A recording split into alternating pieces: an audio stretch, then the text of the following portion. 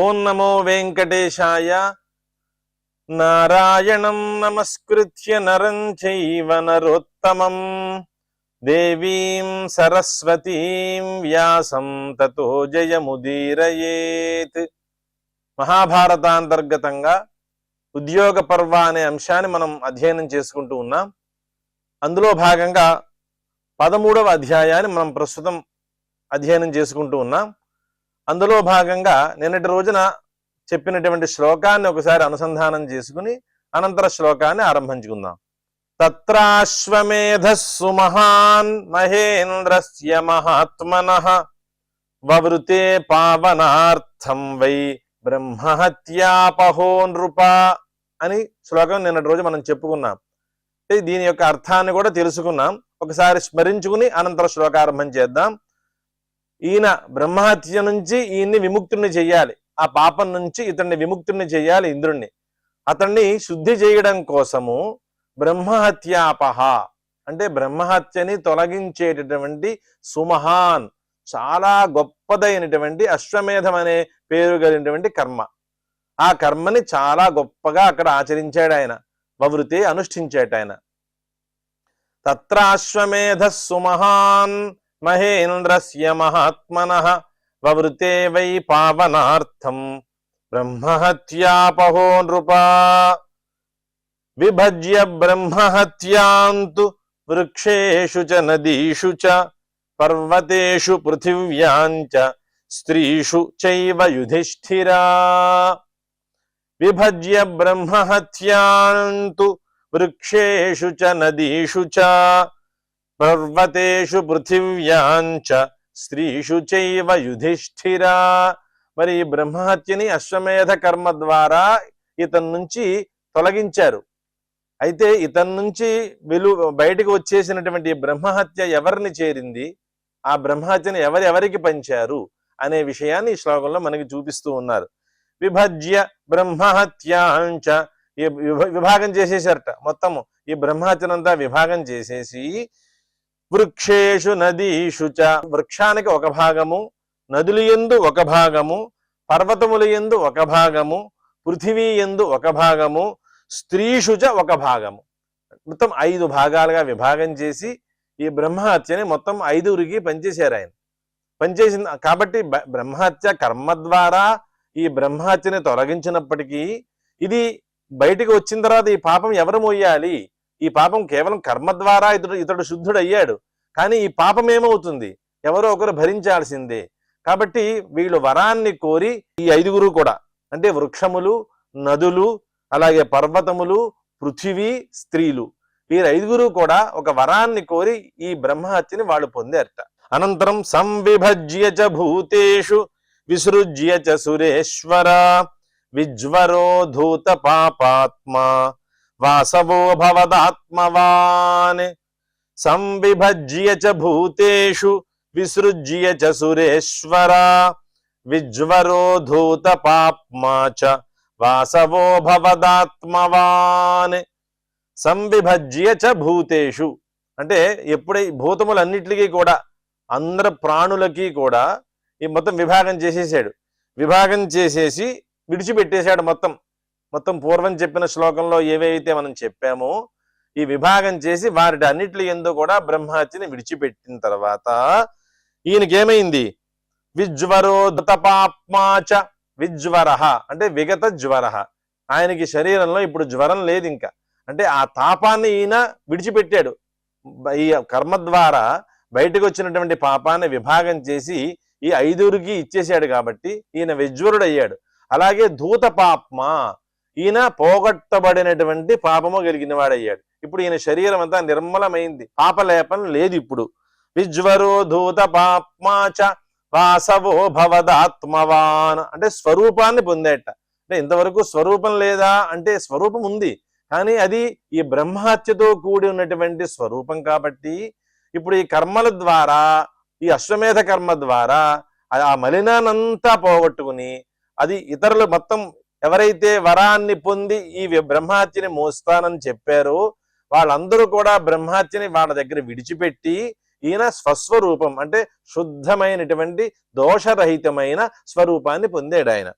సంవిభజ్య చ భూతేషు విసృజ్య చ సురేశ్వర విజ్వరో ధూత పాప్మా చ వాసవో భవదాత్మవాన్ అకంపన్నహుషం స్థానాత్ దృష్ట్వా బలనిషూదనః తేజోఘ్నం సర్వభూతానాం వరదానాచ్చ దుస్సహం అకంపన్నహుషం స్థానాత్ దృష్ట్వా బలనిషూదనః తేజోఘ్నం సర్వభూతానాం వరదానాచ్చ దుస్సహం.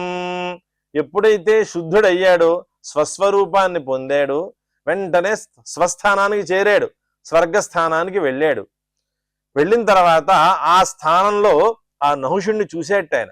అకంపత్ నహుషం దృష్ట్వా బల నిషూదన, బలుడు అనేటటువంటి అసురుణ్ణి చంపాడు కదా. మరి అటువంటి ఇంద్రుడు ఆ స్వర్గస్థానం నుండి ఎప్పుడైతే ఆ నహుషుణ్ణి చూశాడో అకంపత్ కంపించిపోయాట. ఎందుకని?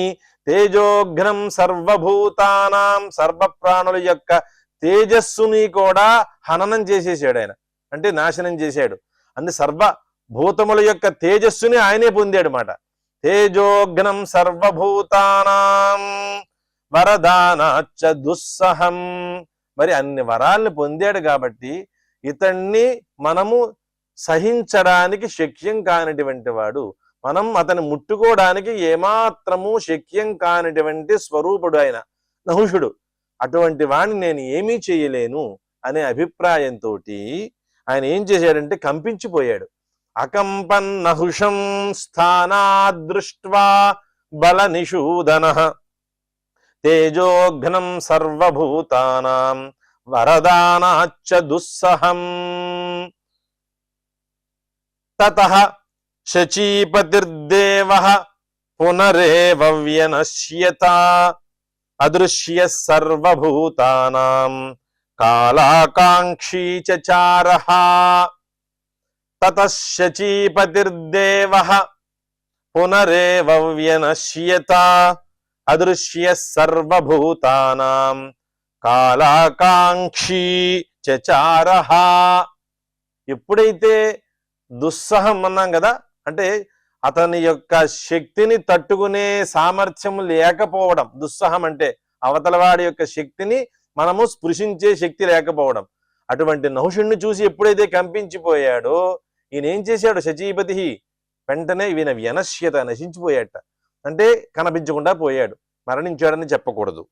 అకంపన్న తతః శచీపతిర్దేవః పునరేవ వ్యనశ్యత. పునరేవ అని అన్నారు కాబట్టి, అంటే ఇతఃపూర్వము కేవలం ఎప్పుడైతే నహుషుడు అమరపతిగా, అమరేంద్రుడుగా అలంకారాన్ని అధిష్ఠించాడో, సింహాసనాన్ని అధిష్ఠించాడో, అప్పుడు ఇతను బ్రహ్మహత్యా భీతితోటి ఈయన పూర్వమే ఆయన ఎక్కడ ఎవరికి కనిపించకుండా లోకము యొక్క అంతానికి వెళ్ళిపోయాడు కదా. అటువంటి వాడు పునః మళ్ళీ వ్యనశ్యత, మళ్ళీ అతని యొక్క స్థితిని, అతని యొక్క శక్తిని ఏమీ చేయలేక కంపించిపోయిన వాడై మళ్ళీ వ్యనశ్యత, పునరేవ వ్యనశ్యత.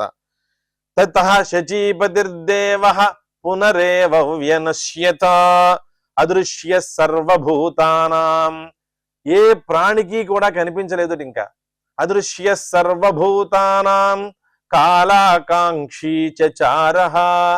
ఆ కాలాన్ని మాత్రమే కోరుకున్నట్టు ఆయన. ఈ కాలమే పరిష్కరిస్తుంది, కాలాన్ని కోరుకుంటూ సంచరిస్తూ ఉన్నట్టు ఆయన. కాలాకాంక్షి, కాలము నాకు అనుకూలమగుగాక అనే పాపం ఆకాంక్షిస్తూ కోరుకుంటూ కాలాన్ని చేరాడు. అంటే కాలాకాంక్షి చచారః, కాలాన్ని ఆకాంక్షిస్తూ కోరుకుంటూ, అంటే నాకు అనుకూలమైన కాలము వచ్చుగాక అనే ఆకాంక్షని చేస్తూ తిరుగుతూ ఉన్నాడు ఆయన. ప్రణష్టేతు తతశ్చక్రే శచీ శోక సమన్విత హా శక్రేతి తదా దేవి విలలాప సుదుఃఖిత. ప్రణష్టేతు తతశ్చక్రే శచీ శోక సమన్విత హా శక్రేతి తదా దేవి విలలాప సుదుఃఖిత. ఎంతో కాలం తర్వాత తన భర్త వచ్చాడనేటువంటి ప్రీతి కేవలం కొద్ది కాలం కూడా మిగలలేదు శచీదేవికి. ఎప్పుడైతే ఇంద్రుడు అక్కడికి వచ్చిన తర్వాత పునః మళ్ళీ వ్యనశ్యత కనిపించకుండా పోయాడో, వచ్చిన భర్త మళ్ళీ కనిపించకుండా నశించిపోయాడు, కనిపించకుండా పోయాడు అనేసరికి శచీదేవికి అమితమైన దుఃఖం కలిగిందిట పాపం. ప్రణష్టేతు తతశక్రే, ఎప్పుడైతే శక్రుడు కనిపించకుండా పోయాడో శచీ శోక సమన్విత, ఎంతో దుఃఖంతో కూడికుని ఉందట ఆవిడ. హ శక్రేతి, ఎంతో దుఃఖము. హే ఇంద్రా ఇంద్రా అనేటువంటి కనిపించకుండా పోయావా అని ఒక ఆర్తి, హా హా అనేటువంటి ఆర్తి బాధ. దేవి విలలాప సుదుఃఖిత, అలా విలపిస్తూ ఉందిట ఎంతో దుఃఖాన్ని పొంది. అప్పుడు ఆవిడ ఒక ప్రతిజ్ఞ, యది దత్తం యది హుతం గురవస్తోషిత యది ఏకభర్తృత్వమేవాస్తు సత్యం యద్యపి వా మయి. యది దత్తం యది హుతం గురవస్తోషిత యది ఏకభర్తృత్వమేవాస్తు సత్యం యద్యస్తి వా మయి. అప్పుడు ఎంత ప్రతిజ్ఞ చూడండి. నేను చేసినటువంటి దానం ఏమైనా ఉంటే, అంటే అతిథులకి అభ్యాగతులకి నేను చేసినటువంటి దానం ఏమైనా ఉంటే, అలాగే సర్వదేవతలకి శతక్రతో కదా ఆయన భర్త, అనేక క్రతువులు చేసినటువంటి వాడు కాబట్టి నా భర్త, అనేక క్రతువులో అంతమంది దేవతలకి హవిర్భాగాలు ఇచ్చాను కాబట్టి నా భర్తతో నేను కూడా, అలాంటి నేను దేవతలకి సమర్పించినటువంటి ఏ హవిర్భాగం అయితే ఉన్నదో, యది హుతం, ఒకవేళ నేను ఇచ్చినది వాడు స్వీకరించినట్లయితే, నేను హోమం చేసినట్లయితే, నేను దానం చేసినట్లయితే అనే భాగం చెబుతోంది ఆవిడ. గురవస్తోషితాయది, ఒకవేళ నేను చేసినటువంటి ఈ కర్మల ద్వారా గురువులైనటువంటి వాళ్ళు ఒకవేళ సంతోషాన్ని పొందినట్లయితే, ఏకభర్తృత్వమేవాస్తు సత్యం యద్యస్తి వా మయి, నాలో గనక ఏమాత్రమైనా సత్యం అనేది ఉన్నట్లయితే ఏకభర్తృత్వమేవాస్తు, అంటే ఇన్ని రకాల స్థితిని చూపిస్తోంది ఆవిడ. నేను దానం చేసిన, అలాగే ఒక హోమాదులకు అనేక కర్మలను ఆచరించిన, గురువులను సంతోషింపజేసిన, అలాగే నాలో ఏమాత్రమైన సత్యం ఉన్నట్లయితే నాకు ఏకభర్తృత్వమేవ, ఒకే భర్త నాకు ఉండుగాక, అంటే ఒక ప్రతిజ్ఞ చేస్తుంది మాట ఆవిడ. ఇవన్నీ నేను చేశాను కాబట్టి అన్యభర్తృ స్వీకరణం అనేది నాకు ఉండకూడదు, నేను పతివ్రతని అనేటువంటి ఒక ప్రతిజ్ఞ చేస్తోంది ఆవిడ. యది దత్తం యది వాహుతం, యది దత్తం యది హుతం గురవస్తోషితా యది హశక్రేతి తదా దేవి విలలాప సుదుఃఖిత. ప్రణష్టేతు తతశక్రే శచీ శోక సమన్విత, హ శక్రేతి తదా దేవి విలలాప సుదుఃఖిత. యది దత్తం యది హుతం గురవస్తోషిత యది ఏకభర్తృత్వమేవాస్తు సత్యం యద్యస్తి వా మయి. అనంతర శ్లోకం, పుణ్యాంచ ఇమాం అహం దివ్యాం ప్రవృత్తాముత్తరాయణే దేవీం రాత్రిం నమస్యామి సిద్ధ్యతాం మే మనోరథః. పుణ్యాంచేమామహం దివ్యాం ప్రవృత్తాముత్తరాయణే దేవీం రాత్రిం నమస్యామి సిద్ధ్యతాం మే మనోరథః. ఇవన్నీ చెప్పింది కదా పూర్వం చేసిన ప్రతిజ్ఞ ఏదైతే ఉన్నదో, అనంతరం ఏకభర్తృత్వమేవా అస్తు అనేటువంటి ఒక ప్రతిజ్ఞ చేసుకుంది కదా ఆవిడ. దానికి కావలసినటువంటి సాధనం ఏమున్నది, ఆ సాధనాన్ని వెతుకుతోంది ఇప్పుడు ఆవిడ. ఇమాం పుణ్యాం, ఉత్తరాయణం అనేది ప్రవేశించినప్పుడు, ఉత్తరాయణ కాలం అనేది ప్రవేశించుండగా, ప్రవృత్తాం పుణ్యాం, పుణ్యస్వరూపిణి అయినటువంటి రాత్రిదేవి ఆవిడ పేరు. అంటే రాత్రిదేవి, దేవీం రాత్రిం, రాత్రికి అధిష్టాన దేవత ఎవరు అంటే దుర్గ. దేవీం రాత్రిం నమస్యామి సిద్ధ్యతాం మే మనోరథః. ఆ తల్లిని ఆశ్రయించిందిట. ఆశ్రయించి నా యొక్క కోరికలన్నీ కూడా సిద్ధ్యతాం, సిద్ధించుగాక, నా మనోరథం ఏదైతే ఉన్నదో అది సిద్ధించుగాక అని నమస్కరించింది ఆ తల్లికి. ప్రయతాచ నిశాన్ దేవీం ఉపాతిష్ఠత తత్ర సా పతివ్రతత్వాత్ సత్యేన సోపశ్రుతి మథాకరోతి. యత్రాస్తే దేవరాజాసౌ తం దేశం దర్శయస్వ మే ఇత్యాహ ఉపశ్రుతిం దేవీం సత్యం సత్యేన దృశ్యతే ప్రయతా చ నిశాం దేవీం ఉపాతిష్ఠత తత్ర సా పతివ్రతాత్వాత్ సత్యేన సోపశ్రుతిమథాకరోత్ యత్రాస్తే దేవరాజాసౌ దేవరాజోసౌ తం దేశం దర్శయస్వ మే ఇత్యాహోపశ్రుతిం దేవీం సత్యం సత్యేన దృశ్యతే అని సమాధానం. ప్రయతాచ నిశాన్ దేవి, ఆవిడ ఎంతో ప్రకృష్టంగా ప్రయత్నం చేత ఆ తల్లిని, ఆ రాత్రి దేవిని ఉపాసన చేసింది. ప్రయతాచ నిశాన్ దేవీం ఉపాతిష్ఠత తత్ర సా, తత్ర అంటే అక్కడ ఉత్తరాయణ కాలం పుణ్యకాలం ప్రవేశించినప్పుడే ఆ రాత్రిదేవి, ఆ దుర్గని ఆ తల్లి ఉపాసన చేసిందిట. ఆవిడ ఎలా ఉన్నది? పతివ్రతాత్వాత్ సత్యేన సోపశ్రుతిమథాకరోత్. సత్యేన అంటే సత్యవ్రతం, ఆవిడ వ్రతం ఏమిటంటే సత్యవ్రతం. అలాగే పతివ్రతాత్వాత్ అని రెండు రకాలైనటువంటి ధర్మాలు నియమాలు చేస్తోంది ఆవిడ. సా ఉపశ్రుతిమథాకరోత్. ఈ రాత్రిదేవి అని అన్నామే, ఆవిడికి ఉపశ్రుతి అని పేరు కూడా ఉంది. అంటే ఉపశ్రుతి అంటే మనకు ఉన్నటువంటి సందేహములు ఏమైనా ఉంటే వాటిని నివృత్తి చేసేది కాబట్టి ఉపశ్రుతి అని పేరుట ఆవిడికి. అంటే ఎక్కడెక్కడ ఉన్న విషయములన్నీ కూడా మనకి తెలియనటువంటి, భౌతికంగా ఏ విధమైనటువంటి స్థితిలోనూ మనం తెలుసుకోలేని విషయాల్ని ఆ తల్లిని ఉపాసన చేయడం ద్వారా మనకి ఆవిడ ఎక్కడెక్కడ విషయాల్ని మనకి తెలియజేస్తుంది. కాబట్టి ఆవిడికి ఉపశ్రుతి అని పేరు. సో ఉపశ్రుతి మథాకరోత్, ఆవిడతో ఈ విధంగా ప్రసంగం చేసింది. పతివ్రతాత్వాత్ సత్యేన సోపశ్రుతి మథాకరోత్. తర్వాత ఆవిడతో ఇలా మాట్లాడింది కదా, ఆవిడ ఏం చెప్పింది?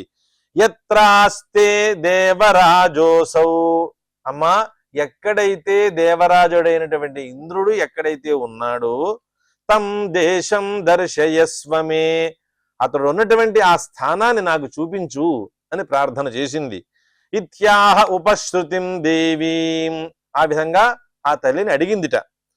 సత్యం సత్యేన దృశ్యతే, ఇప్పుడు సత్యవ్రతం చేసింది కదా, సత్యవ్రతాన్ని ఆచరించింది కాబట్టి ఆవిడ చూపించమన్న వస్తువు కూడా సత్యమైన వస్తువే కాబట్టి సత్యం సత్యేన దృశ్యతే, అసత్యమైనది సత్యాన్ని చూడలేదు.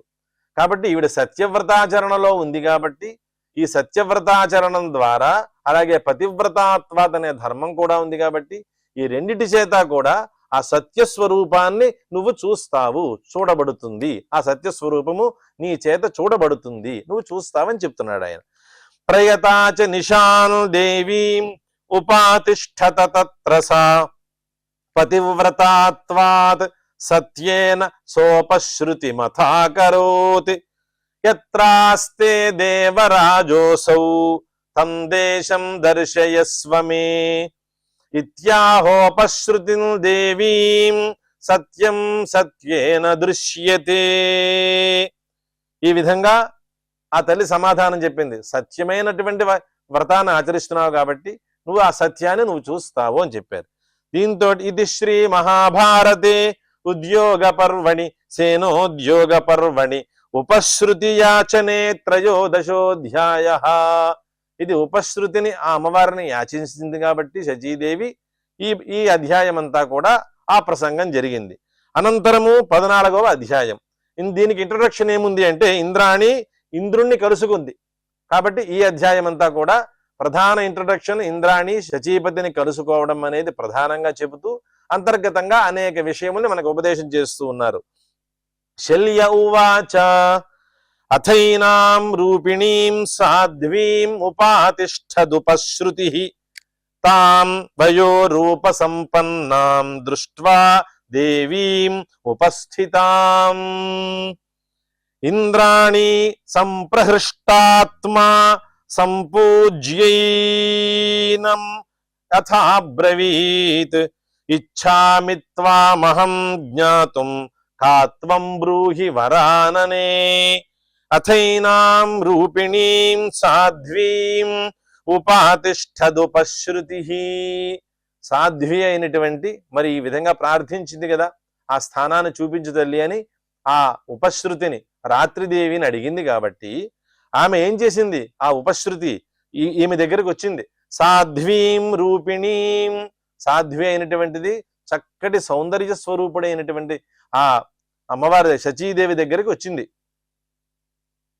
వచ్చిన తర్వాత తాం వయోరూప సంపన్నాం, ఎప్పుడైతే ఉపశ్రుతి ఈమెను సమీపించిందో, ఇంద్రాణిని సమీపించిందో ఆమెను చూసిందిట.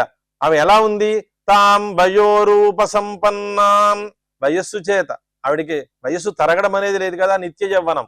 వయోరూప, అలాగే రూపము తరగదు. వయోరూప సంపన్నాం దృష్ట్వా దేవీం సముపస్థితాం, ఈ విధంగా ఆ తల్లిని చూసిందిట. తాం వయోరూప సంపన్నాం దృష్ట్వా దేవీముపస్థితాం, దగ్గరికి చేరుకుంది కదా, చేరిన తర్వాత ఆమె ఆ స్వరూపాన్ని చూసిందిట ఆవిడ. చూసిన తర్వాత ఇంద్రాణి సంప్రహృష్టాత్మా, ఎంతో గొప్ప ఆనందాన్ని పొందిట తల్లి. ఇంద్రాణి సంప్రహృష్టాత్మా సంపూజ్య ఏనామథాబ్రవీద్, ఆ తల్లిని సంపూర్ణంగా అర్చించి ఆమెతో ఈ విధంగా మాట్లాడిందిట. ఏమని, ఇచ్ఛామి త్వామహం జ్ఞాతుం, నేను నిన్ను తెలుసుకోవాలని కోరుకుంటున్నాను. ఇచ్ఛామి త్వామహం జ్ఞాతుం కాత్వం బ్రూహి వరాననే, హే వరాననే, సౌందర్య రూపంతో శ్రేష్టమైన ఓ రూపమా, ఓ హే ఉపశ్రుతి అని సంబోధన చేస్తూ నువ్వెవరో నేను తెలుసుకోవాలని కోరుకుంటున్నాను. కాబట్టి కాత్వం బ్రూహి, ఎవరు నీవు అని ఇంకా ప్రశ్న చేస్తోంది ఆవిడ్ని. ఇచ్ఛామి త్వామహం జ్ఞాతుం కాత్వం బ్రూహి వరాననే ఉపశ్రుతిరువాచ, మరి ఇంద్రాణి అడిగింది కదా, దానికి సమాధానం చెబుతూ ఉన్నది ఉపశ్రుతి.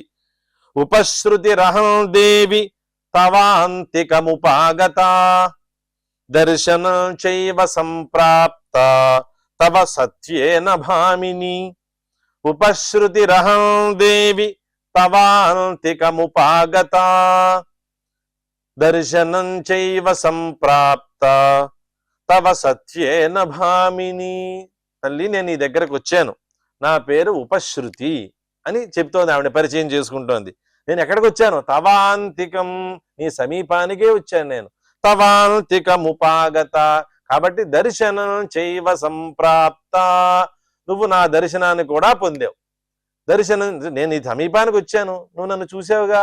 దర్శనం చైవ సంప్రాప్త తవ సత్యేన భామిని, ఇదంతా ఎలా జరిగింది, నీ యొక్క సత్యవ్రతం చేత ఇదంతా సాధ్యమయ్యింది, లేకపోతే నేను ఎవరికీ కనిపించను అని చెప్పడంలో తాత్పర్యం. ఉపశ్రుతిరహం దేవి తవాంతికముపాగత దర్శనం చైవ సంప్రాప్త తవ సత్యేన భామిని. పతివ్రతా చ యుక్తా చ యమేన నియమేన చ దర్శయిష్యామి తే శక్రం వృత్రనిషూదనం.